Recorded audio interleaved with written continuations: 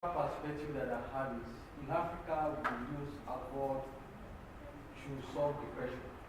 When you are feeling down, go to beer parlor, buy alcohol and drink, and that make you feel better. Which is why a lot of people in the U.S. drink as well because they're depressed. And how do you relate to recover to this environment? African environment, culture, people, there's a lot of support, there's a lot of interactive activities for people to do. And when you leave Africa, especially Nigeria, that I came from, through this part of the world, is more like you leave your house, your prison. Here you are in your little apartment and there's nothing to do, there's no social activity. How do you tell a newcomer to this environment that he should not use alcohol? So your question was, how do you tell a newcomer not to use alcohol? Like my friend was, my parents said, oh, you can't go, you enjoy yourself in alcoholic use. And we asked the question, what else can I do? Okay. So maybe finding ways, if there's a problem that's solvable, if the reason he's drinking is because he's feeling really isolated and lonely, a way to solve that without the alcohol would be, how do you get him more socially active, meeting more people, having more of a sense of community around them? There's a lot of new research that talks about the use of alcohol being linked to people being really isolated, and that oftentimes people will be drinking because it makes them feel less alone.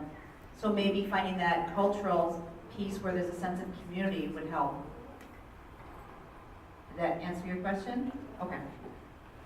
Any other questions?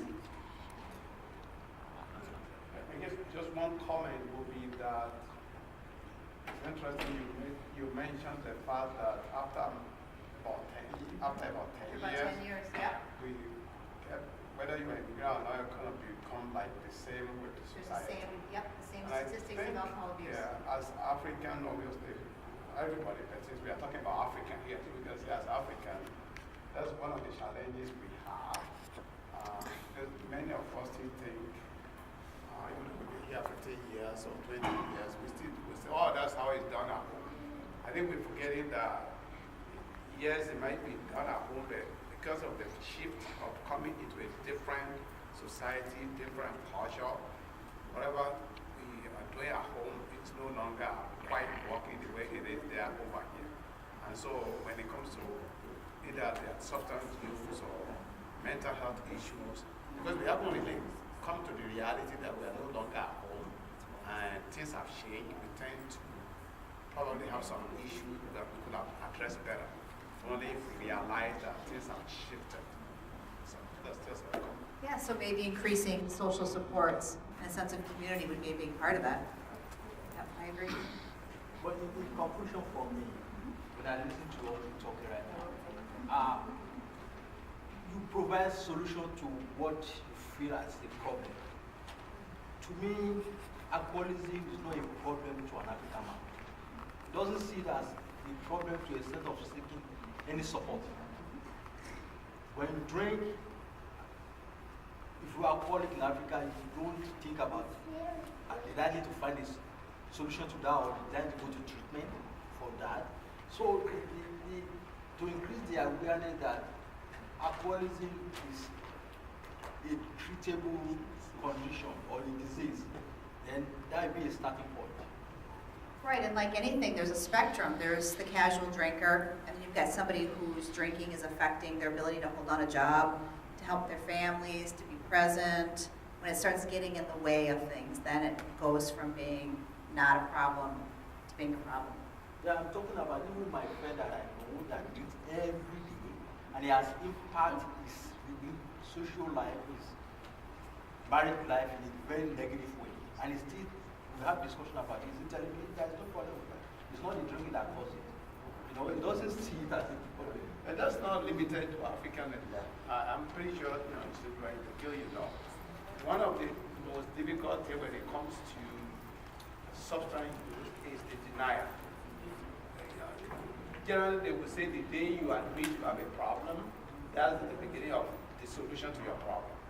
But the people that drink generally, not just African, I think even here, people tend to say it's not a problem. Oh, I'm fine. They just laid me off at that job.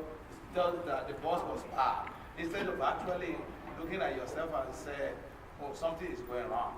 So it's a challenge to anyone that face the issue of alcohol. We talked about mental health before. Some people, even when things are falling apart, will still say, no, there's nothing wrong with me. So obviously as a society or as a community, that's a challenge to us to figure out a way to help people understand there is a problem. And here is why it's a problem. And, you know, so that's what I would say, that it's not limited to your prayer to an African. It's almost, especially when it comes to substance abuse, it's a major issue that is in the field. Definitely, yeah, definitely. Well, just to add to what they say,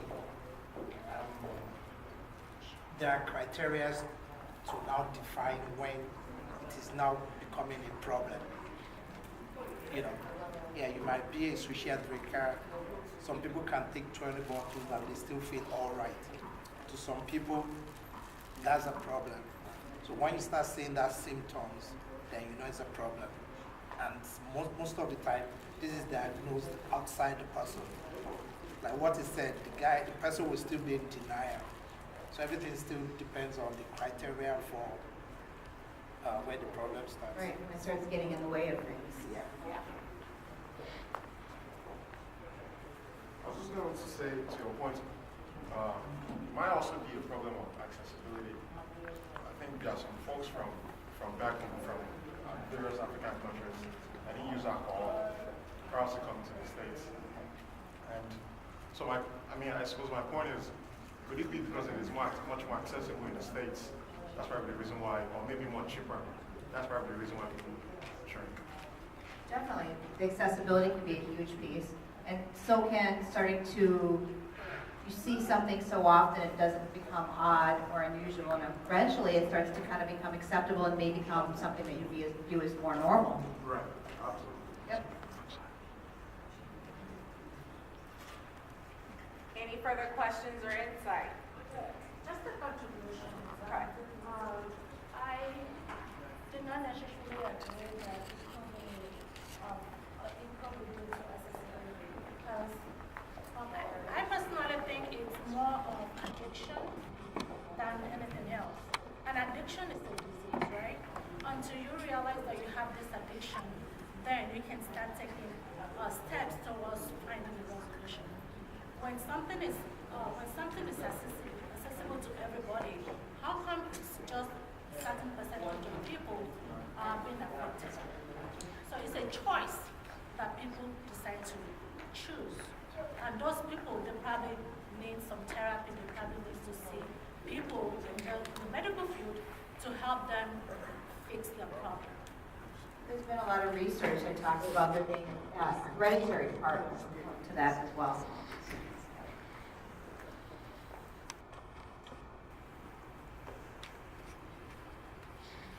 Yeah, how do you try to get to your targets? You mentioned most of the immigrants might find it difficult to come for programs like this because of the stigma or not having papers for, maybe they might be arrested. So how do you think you can get this kind of fact across to them? That's a really good question. I wish I had an answer. It would be nice if there was a simple, like, there you go, here's the answer. Having these discussions, I think, is a huge part of that, starting to have it not become such a stigma. I think one addition I will add to that too is technically we do have some advantage, probably more than the typical Americans who use it, because we're pretty social. We get together in so many levels. We get together at churches, we get together in social group, cultural group, in all kinds of ways. So I would think that's why I say I thank the sister Ola that started something like this. This is not something that we do as a community. I don't see too many of things like this.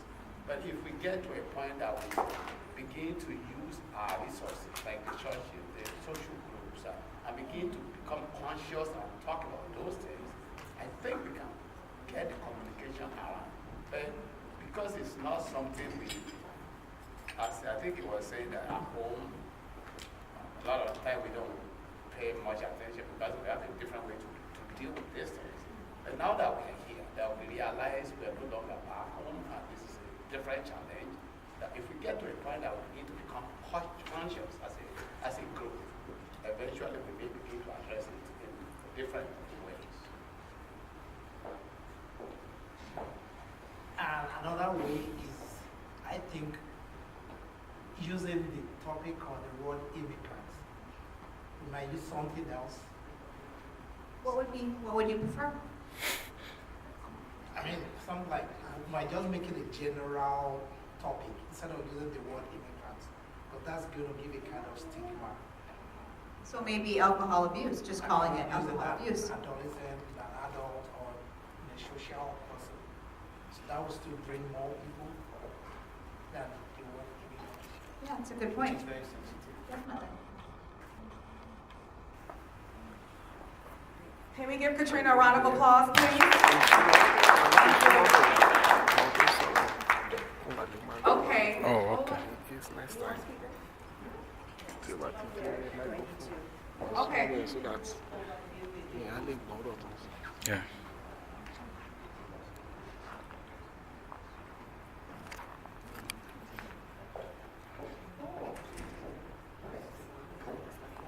Okay, at this time, we're going to take another break before we have another discussion.